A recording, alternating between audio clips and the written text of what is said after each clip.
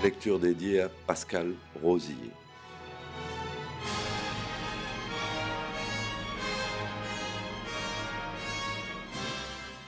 Arthur Laberne, Frenzy, Presse de la Cité, Paris. Le titre original de cet ouvrage est Goodbye Piccadilly, Farewell Leicester Square. Traduit de l'anglais par Renaud Bombard, Presse de la Cité, 1972.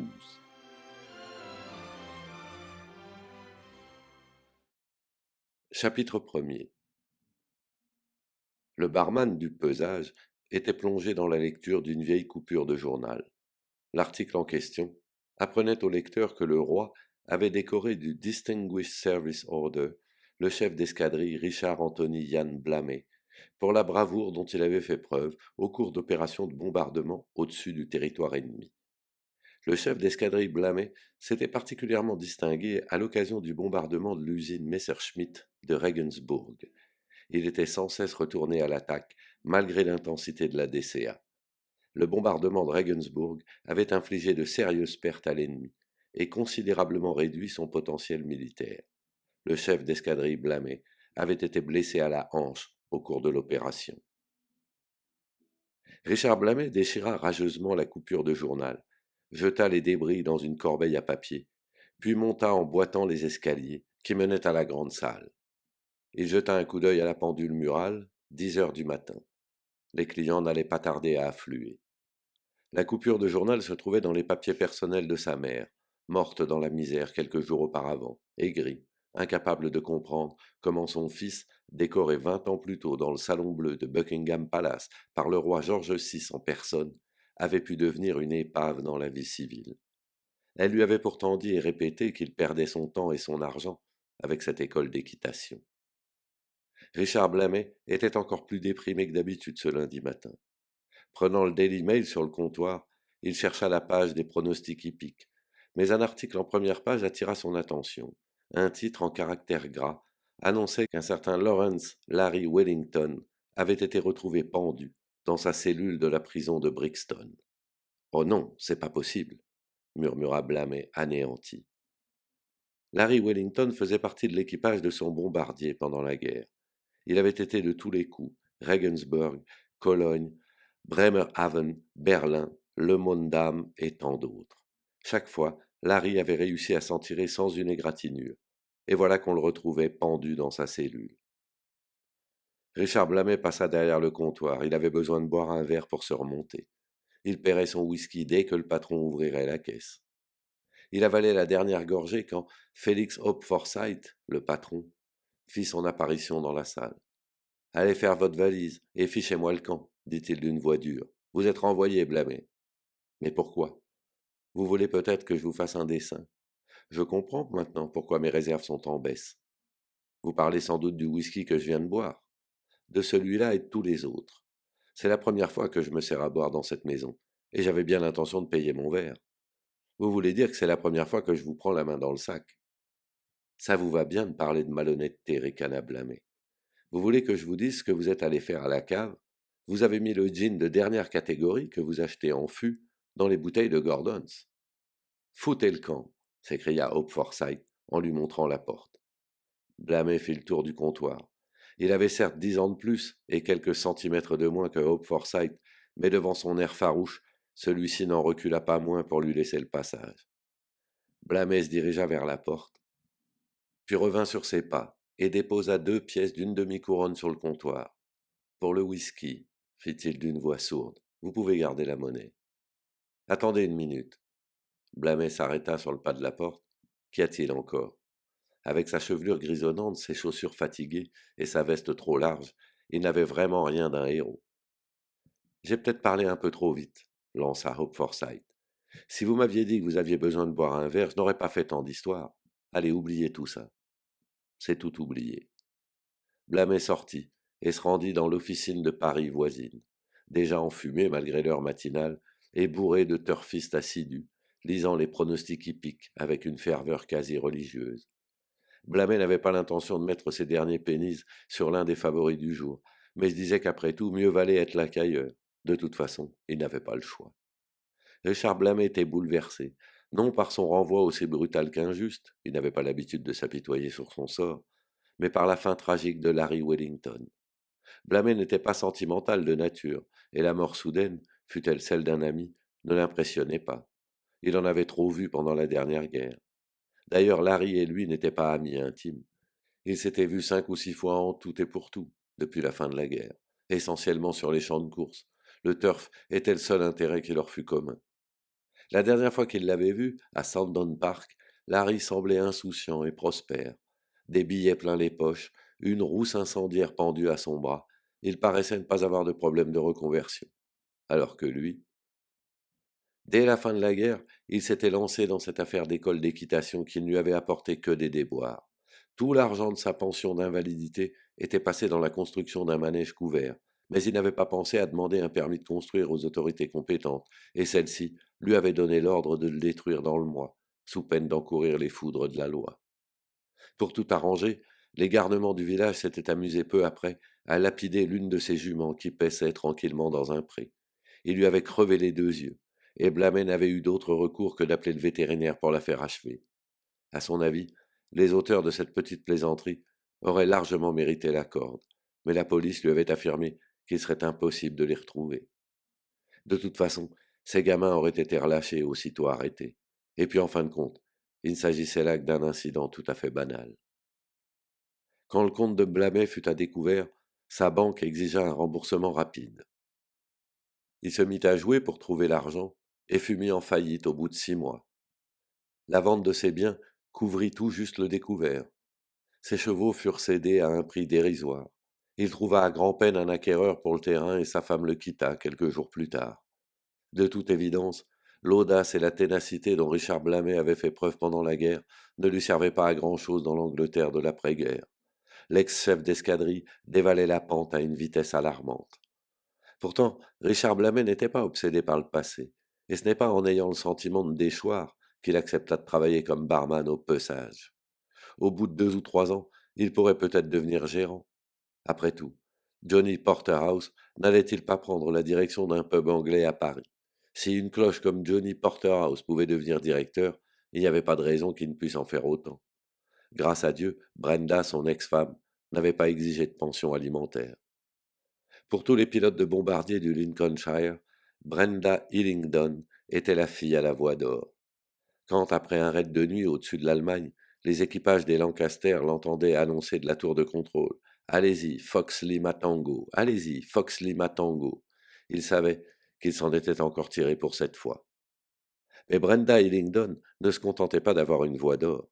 Elle était aussi belle en uniforme qu'en maillot de bain, et tous les officiers se disputaient ses faveurs. La compétition avait été acharnée, et Dick Blamet en était sorti vainqueur. Comment aurait-il pu prévoir que quelques années plus tard, il en viendrait à ne plus supporter cette voix mélodieuse? Même leur lune de miel s'était soldée par un désastre. Une fois arrivés à Londres, ils avaient retenu la suite nuptiale de l'hôtel dont ils apercevaient l'enseigne par la fenêtre de l'officine de Paris. La direction ayant le souci de garder à la maison sa réputation de respectabilité, les couples illicites n'étaient pas tolérés, et pour mieux les détecter, elle avait trouvé un moyen infaillible. On demandait à madame d'apposer sa signature sur un registre et à monsieur d'apposer la sienne sur un autre. Richard Blamet et son épouse venaient tout juste de se mettre au lit quand on vint tambouriner à leur porte. Suivi du détective de l'hôtel, le directeur entra dans la chambre avec son passe-partout, alluma la lumière et demanda aux 2 tourtereaux de s'habiller et de quitter l'hôtel sur le champ. Comme cela arrive fréquemment, c'est un innocent qui s'était laissé prendre au piège. Grisé par le champagne, Brenda avait oublié qu'elle venait de se marier et avait signé le registre de son nom de jeune fille. Avec le recul du temps, cette scène lui semblait du plus haut comique. Mais sur le coup, Dick Blamet n'avait pas songé le moins du monde à en rire. Quand, après avoir passé sa robe de chambre, il fourra son attestation de mariage sous le nez du directeur, celui-ci s'était confondu en excuses. Le lendemain matin, on leur avait envoyé des fleurs avec le petit déjeuner, et ils avaient été invités à rester aussi longtemps qu'ils le voudraient, aux frais de la maison. Mais Brenda avait refusé obstinément de passer une nuit de plus sous ce toit. Blamet était persuadé que cette nuit de noces mouvementée avait été à l'origine de leur mésentente. Depuis leur divorce, Brenda dirigeait une agence matrimoniale et réussissait fort bien, puisque, à 40 ans, elle faisait autorité en matière d'orientation conjugale et apparaissait fréquemment à la télévision. Blamet, lui, approchait de la cinquantaine, et cela se voyait lorsqu'il chaussait ses lunettes. Il les mit justement pour lire les pronostics hippiques, dans l'espoir de chasser Larry Wellington de son esprit. Mais rien n'y fit. En désespoir de cause, il décida d'aller voir Brenda, dont le bureau était tout proche, et de boire un verre en chemin. Chapitre 2. Le gérant du pesage était en train d'expliquer à ses clients la raison du départ précipité de son nouveau barman. Alors qu'il l'avait pris la main dans le sac, il avait poussé la bonté jusqu'à lui offrir une nouvelle chance. Mais cela n'avait servi à rien. Ce type se croyait tout permis, sous prétexte qu'il avait fait la guerre, comme s'il avait été le seul à la faire. Vous avez raison, approuva un homme de haute stature, accoudé au comptoir devant un grand verre de gin tonic. Bob Rusk était son nom, mais on le connaissait surtout dans le quartier comme le biscuit. Bon, il faut que je parte. Encore un petit verre proposa Hope Forsyth. Non, merci. Bon, eh bien au revoir, monsieur Rusk. Salut. Rusk traversa la rue d'un pas désinvolte, passa à côté des panières de linge sale empilées devant l'entrée de service de l'hôtel et entra dans un pub de Haymarket. Dick Blamet était installé au comptoir. Salut, fit Rusk. J'ai appris que vous aviez laissé tomber le pesage. Le pesage m'a laissé tomber, pour être plus exact, répondit Blamet. Remarquez, je ne me fais pas de soucis. Hope Forsyth arrivera bien à se débrouiller sans moi. Vous prenez un verre? C'est moi qui vous l'offre. Mais qu'allez-vous faire maintenant? Je n'en sais trop rien. J'ai bien le temps d'y penser. Si j'entends parler de quelque chose, je vous le ferai savoir. Merci. Il n'y a pas de justice tout de même. Un type comme vous, en être réduit à travailler comme barman. Blamet haussa les épaules, fataliste. On m'a donné ma chance, je n'ai pas su la saisir. D'ailleurs, j'ai vu pire. À Piccadilly, je connais un cireur de chaussures qui est sans doute l'homme le plus décoré d'Angleterre. Je suis tranquille pour lui, lança Rusk en riant. Tous les cireurs de Piccadilly font fortune. Excusez-moi un moment, il faut que j'aille téléphoner avec Bookmaker. Vous n'auriez pas un tuyau demanda Blamet. Après ce qui s'est passé ce matin, j'aimerais bien augmenter mon capital de quelques livres. Rusk hésita un moment. Je n'en donne jamais, mais avec vous, c'est différent. À mon avis, vous pouvez parier sans risque quelques shillings sur Bow Church, dans la première. C'est un 2 ans pratiquement inconnu, mais plein de qualité, à ce qui paraît. Bow Church, murmura Blamet. Bon, je vous remercie, je vais tenter ma chance. Mais vous arrivez vraiment à gagner votre vie à ce petit jeu? Rusk posa un billet d'1 livre sur le comptoir et fit signe à la barmaid de renouveler les consommations. Je m'en tire à peu près, mais je ne me fie qu'à mes informateurs, et un bon informateur coûte cher. Il se dirigea vers la cabine du téléphone, et Blamet compta sa fortune. Il lui restait en tout et pour tout 3 livres et 10 shillings. Cela valait sans doute la peine de miser 3 livres sur Church. Rusk savait de quoi il parlait. Le biscuit sortit de la cabine du téléphone en se frottant les mains.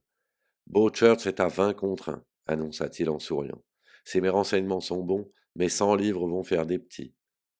Ça m'a l'air tout à fait intéressant, dit Blamet, en se levant. Si ça ne vous fait rien, je vais moi aussi apporter ma petite contribution à l'amélioration de la race chevaline. Je viens avec vous, dit Rusk, et les 2 hommes se dirigèrent vers la sortie. Le temps qu'ils arrivent à Piccadilly, le soleil avait percé le rideau de nuages et éclairait à profusion l'endroit que les Anglais persistent à considérer comme le centre du monde.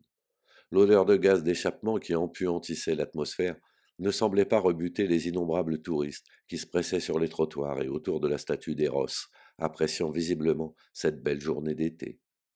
L'officine de Paris était pourtant encore plus bondée, si possible. Juché sur une estrade, un employé notait sur un grand tableau noir la cote des différents chevaux engagés, et une foule de turfistes se pressait pour mieux voir, tandis que d'autres faisaient la queue pour déposer leur argent au guichet. Des musiciens des rues, leurs instruments sous le bras, vidaient leurs chapeaux pour compter leur fortune. Les photographes ambulants avaient cessé un moment d'importuner les passants pour aller parier sur le favori du jour. Dans cette foule bigarrée, on apercevait même un sikh enturbané, qu'on eût dit sorti tout droit de son caravansérail, serrant dans son poing une feuille de Paris et se frayant un passage vers le guichet à grands coups d'épaule. L'employé juché sur l'estrade cota Church à 14 contre 1, et Dick Blamet prit place dans la queue qui s'étirait devant le guichet. Il déposa ses 3 livres juste avant que la petite lampe rouge annonçant la clôture des paris ne s'allume, et, presque aussitôt, la radio annonça le début de la course, retransmise en direct. Les chevaux sont sous les ordres. Et voilà, c'est parti. Le silence se fit brusquement dans l'assemblée. Après 200 mètres de course, les 5 chevaux sont sur la même ligne. Mais voilà que Mary Ministrel prend la tête. Mary Ministrel prend une, deux longueurs. Sur le pas de la porte, Dick Blamet et Bob Rusk écoutaient les nouvelles avec une attention soutenue. C'est dans la poche, lança Rusk, confiant. Les chevaux abordent maintenant la dernière ligne droite. Mary Ministrel rétrograde. Mary Ministrel est battue. Et c'est maintenant Little Charlotte qui prend la tête, menacée par Bow Church. Bow Church arrive à toute allure. Bow Church et Little Charlotte sont côte à côte. Bow Church prend une demi-longueur. Premier le 104, Bow Church. Un murmure de déception s'éleva dans la pièce enfumée. La plupart des parieurs avaient joué Little Charlotte, la grande favorite. Et Rusk et Blamet furent les seuls à arborer un sourire réjoui. Et voilà le travail, dit le biscuit, en donnant à Blamet une grande claque dans le dos. Ça alors, je ne sais comment vous remercier. Vous vous rendez compte? Je viens de gagner 42 livres. Blamet était aux anges. Ça fait toujours plaisir de rendre service aux amis. Bon, il faut que je m'en aille maintenant. Je passerai prendre mon fric demain, quand il y aura moins de monde. Salut. Salut, et merci encore, lança Blamet. Quelques secondes après le départ de Rusk, la voix du speaker retentit à nouveau dans la pièce. Une réclamation a été déposée contre Bow Church auprès des commissaires, annonça-t-il, tout excité. Je répète, une réclamation a été déposée contre Bow Church. Quelques minutes plus tard, Dick Blamet put dire adieu à ses 42 livres. Les commissaires de la course ont déclassé Bow Church au profit de Little Charlotte. Voilà le résultat définitif de la première rencontre. 1. Little Charlotte. 2. Bow Church. Un hurlement de joie salua cette annonce, mais Dick Blamet ne songea pas à se réjouir.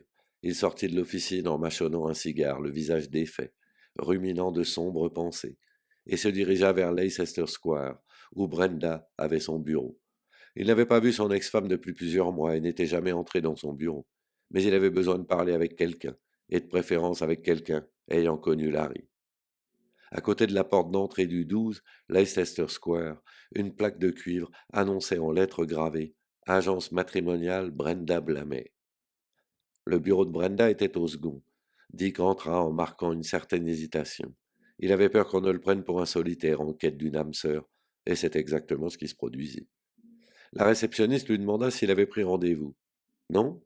Madame Blamet était occupée pour le moment, mais elle n'en aurait pas pour longtemps. Aurait-il l'obligeance de remplir un questionnaire en attendant?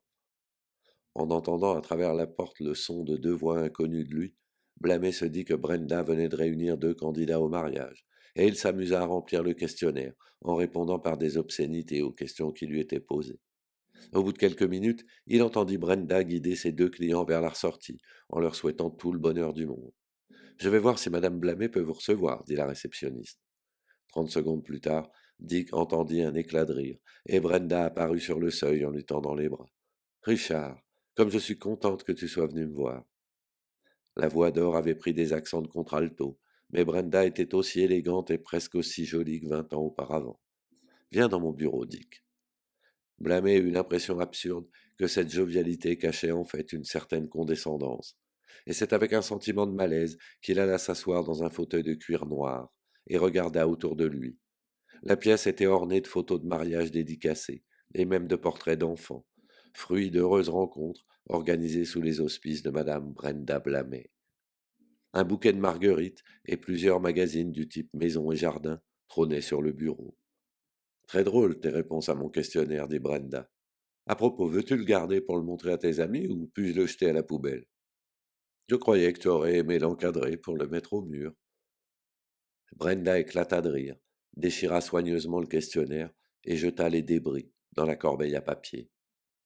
Veux-tu une tasse de thé, Richard? Non, merci. Je suis désolé, je n'ai rien de plus fort. Dick serra les dents. Elle n'avait pas changé, décidément. Ne pouvait-elle donc pas lui dire tout simplement qu'il sentait l'alcool et qu'elle aurait préféré le voir arriver sobre au bureau? Ce manque de franchise lui tapait sur les nerfs. Ne t'inquiète pas pour moi, j'ai déjà bu 5 whisky ce matin, répliqua-t-il vivement. Il savait pourtant que Brenda ne répondait jamais à la provocation. Elle était trop bien élevée pour ça. Tu fais quelque chose? Demanda-t-elle en souriant. Non, pas exactement. Qu'est-ce qui ne va pas, Richard? S'enquit-elle, une lueur d'inquiétude dans ses grands yeux bleus. Tu as lu les journaux? Bien sûr. Alors tu es au courant de ce qui est arrivé à Larry? Larry? Ah oui, ce pauvre Larry Wellington. Quelle fin horrible. Comment est-ce possible, lui qui avait le monde à ses pieds? Ses pieds ne touchaient plus le sol quand ils l'ont retrouvé hier matin, l'interrompit Blâmé. Dick, je t'en prie, s'écria Brenda horrifiée. En tout cas, je puis t'assurer que j'aurais fait la même chose à sa place, poursuivit-il en s'approchant de la fenêtre. Des clochards cassaient la croûte autour de la statue de Shakespeare et, devant le caméo, une file d'amateurs de cinéma attendait le début de la première séance. Je t'en prie, Richard, ne dis pas des choses pareilles, murmura Brenda, sincèrement peinée. Je ne sais même pas si j'en aurai le courage de toute façon. Il n'y a que les lâches pour considérer le suicide comme une solution à tous leurs problèmes. Comment peux-tu dire ça s'écria Dick blâmé, hors de lui. Sans s'émouvoir outre mesure, Brenda décrocha le téléphone. Je ne veux pas qu'on me dérange, Monica, dit-elle à la réceptionniste. Arrangez-vous pour reporter à plus tard les rendez-vous de ce matin et allez déjeuner. Puis elle se tourna vers Blâmé. Je n'ai pas dit cela pour te faire de la peine, Richard. Crois-moi, la mort de Larry m'afflige autant que toi. Il m'a demandé en mariage avant toi, si tu te rappelles, dit-elle en essuyant avec un petit mouchoir de dentelle ses yeux baignés de pleurs. Excuse-moi, je ne sais plus ce que je dis, marmonna Blâmé. Je comprends parfaitement ce que tu ressens, tu sais. Bien sûr qu'elle comprenait. Brenda comprenait toujours tout. C'était une femme d'une sensibilité vraiment étonnante. Comment avait-il pu oublier que Larry était tombé amoureux de Brenda en même temps que lui? Si Brenda l'avait épousé, il serait encore en vie et coulerait des jours heureux avec elle. Il se conduisait comme un goujat. Je crois qu'il vaut mieux que je m'en aille, Brenda, dit-il d'une voix lasse. Non, Richard, pas tout de suite. Tu es venu me voir pour me parler, non? Blâmé hocha la tête d'un air absent. C'est vrai, mais je dis n'importe quoi. Brenda vint s'installer sur le bras de son fauteuil, et il la dévisagea avec attention. Elle portait toujours à son doigt la bague de fiançailles qu'il lui avait offerte en 1943. Ses cheveux étaient toujours aussi blonds, son visage aussi lisse. Il était loin de soutenir la comparaison, avec sa calvitie naissante et sa veste fatiguée. Il avait vieilli en 20 ans, alors que Brenda, elle, avait mûri pendant ce même laps de temps. Ça t'a fichu un sale coup, dit-elle en lui caressant l'épaule. Plus que je ne l'aurais cru. Je ne comprends pas très bien. Après tout, tu étais moins intime avec Larry qu'avec George ou Peter, qui ont disparu en Ops. Pourtant leur mort t'a moins affecté que la sienne. Blâmé haussa les épaules. Le contexte était tout autre. Quand on est en guerre et qu'on a des amis pilotes de chasse, il faut s'attendre à ce qu'ils ne reviennent pas. La mort de George, celle de Peter, n'avait finalement rien d'extraordinaire. Pourquoi s'obstinait-elle à parler d'Ops et non d'opération, comme tout le monde? Elle avait quitté la RAF depuis bientôt 20 ans maintenant. Et il est vrai qu'elle n'avait fait que changer de sacerdoce. Après la RAF, son agence matrimoniale. Brenda avait en effet choisi ce métier de conseillère nuptiale par pur dévouement, et non pour gagner de l'argent. C'est sans doute pour cette raison qu'elle réussissait si bien là où d'autres, moins honnêtes, échouaient lamentablement. Brenda possédait une sorte de sixième sens qui lui permettait de détecter très vite les désaxés. L'agence matrimoniale Brenda Blamet était depuis sa fondation une maison sérieuse, et Brenda Blamet entendait bien qu'elle le reste.